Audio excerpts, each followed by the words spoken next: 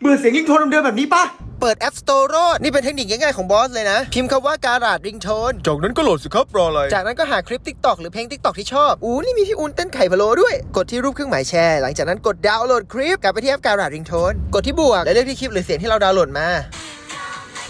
กดปุ่มสีฟ้าข้างล่างหลังจากนั้นเข้าไปที่แอปการาดแบนใครไม่มีโหลดมาด้วยนะเพลงจะอยู่ที่โปรเจกต์แรกนี่เลยกดค้างแล้วเลือกคำว่าแชร์และกดเรียกที่เสียงเรียกเข้าและก็ตั้งชื่อโปรเจกต์เลยใครดูมาถึงตรงนี้แล้วเห็นโปรเจกต์เขียนว่าอะไรพิมพ์มาในคอมเมนต์ด้วยนะกดเสร็จสิ้นหรือตกลงและรอเรียบร้อยกดตกลงไปเลยหลังจากนั้นเข้าที่ setting เลื่อนเมนูลงมาจะเจอคำว่าเสียงและการสั่นกดเข้าไปเลยจะมีเสียงเรียกเข้าอยู่เห็นไหมแล้วก็กดเข้าไปเลือกได้เลยลุงตู่นี่คือวิธีเปลี่ยนเสียงเรียกเข้าแบบง่ายๆอย่าลืมใช้เพื่อทำตามด้วยล่ะ